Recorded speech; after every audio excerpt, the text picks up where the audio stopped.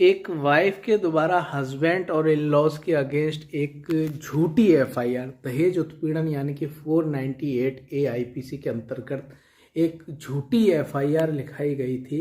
और उसमें एलिगेशंस क्या लगाए गए थे, जो प्रोसिक्यूशन स्टोरी थी ये थी कि जो पति है और जो ससुराली जन है उससे 5 लाख रुपए की डिमांड करते हैं कि अपने घर जाओ और 5 लाख रुपए लेके आओ, तभी तुम्हें यहाँ पर रहने देंगे।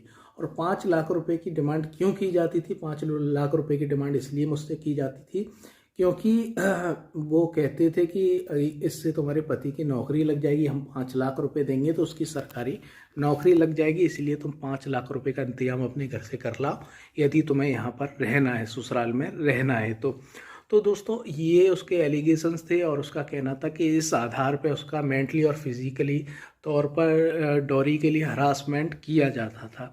तो दोस्तों बॉम्बे हाई कोर्ट के समक्ष इस एफआईआर को चुनौती दी गई। 482 सीआरपीसी के अंतर्गत इसे क्वैश करने के लिए ये पिटीशन दाखिल की गई थी। तो बॉम्बे हाई कोर्ट ने इसे अलाउड किया। बॉम्बे हाई कोर्ट ने पूरी एफआईआर को ये क्वैश कर दिया। बॉम्बे हाई कोर्ट ने किस आधार पर क्वैश किया?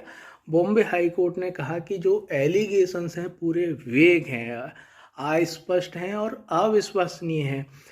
कोई यहाँ पर डेट नहीं बताई गई कि कब ये डिमांड की गई और कितने लंबे समय तक ये डिमांड की गई, ये कहीं भी मेंशन नहीं किया गया है। और केवल ये कह देना कि रुपए की डिमांड की जा रही है, इसके आधार पर ये मेरा मेंटली और फिजिकली हरासमेंट हो रहा है।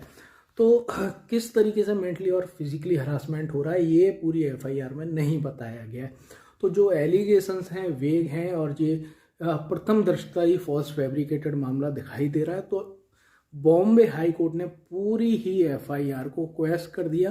तो दोस्तों यदि आपके मामले में भी इसी तरीके के एलिगेशंस हैं, वेग एलिगेशंस हैं, कोई भी घटना की तिथि नहीं है, किस तरीके से किस मैनर में घटना की जा रही थी और सभी पे कॉमन यहाँ पर एलिगेशंस लगा दिए गए पूरे परिवारीजन के अगेंस्ट, कोई स्पेसिफिक एलिगेशंस नहीं है, तो आप हाई कोर्ट जा सकते हैं और हाई कोर्ट में उस एफआईआर को चुनौती दे सकते हैं। दोस्तों बहुत ही इम्पोर्टेंट ये बॉम्बे हाई कोर्ट का फैसला आया है। दोस्तों आपको ये वीडियो कैसा लगा कमेंट बॉक्स में कमेंट करके ज़रूर बताएं।